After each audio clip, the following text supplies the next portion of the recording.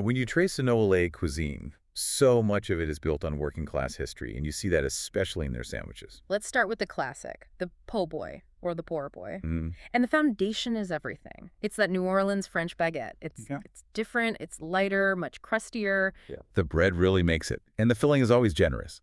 I mean, we're talking piles of fried shrimp or oysters or roast beef with gravy. But if you're going to order one, you have to know the lingo. There's one crucial word, Dressed. dressed. So what exactly does that mean? It means you want the works. Mayonnaise, lettuce, tomato, and pickle. It's the non-negotiable set of condiments. So without it, it's just a sandwich. Pretty much. One local we read said, without being dressed, it's just a sub. Dressed makes it a NOLA classic. And the origin story here is amazing. It comes from a labor dispute. Yeah. The 1929 streetcar conductor strike. That's right.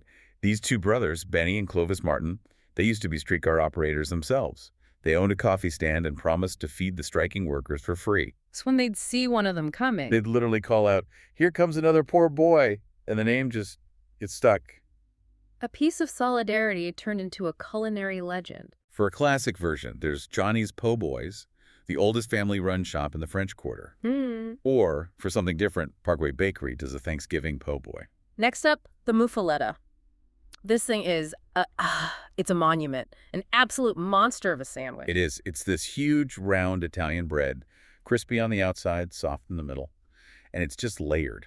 With what? What are the traditional layers? You've got mortadella, salami, ham, mozzarella, provolone.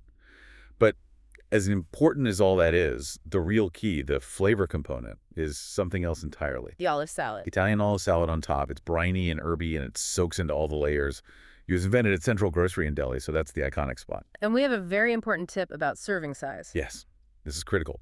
Do not order a half unless you are sharing with, 3 other people. It's that big. It's huge. A quarter is a full meal. Seriously, order wisely. Okay, before we get into the big stews like gumbo, we need to talk about the foundation of all Creole and Cajun cooking. You have to. Yeah. You can't understand the food without understanding the Holy Trinity. Right. So what is it? It's the aromatic base.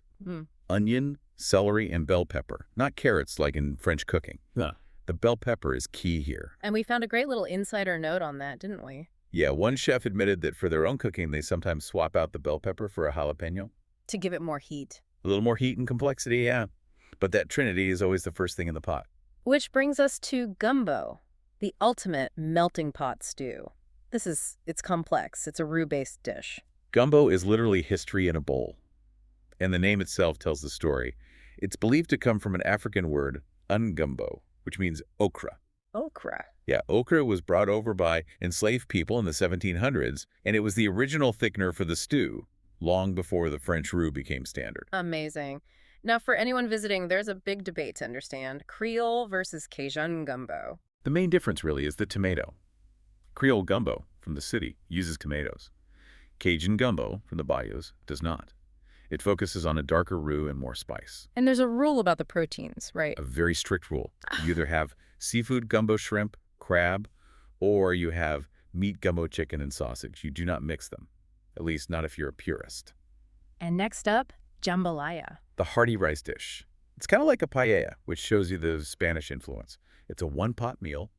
Chicken, sausage, the Holy Trinity, rice, all cooked together. And same deal as gumbo. Creole versus Cajun styles. Exactly. Creole has a tomato base. Cajun doesn't, so it's often called brown jambalaya, and it's usually spicier. And really quick, just for clarity, let's separate étouffée and shrimp Creole. They get confused. Right. Étouffée means smothered.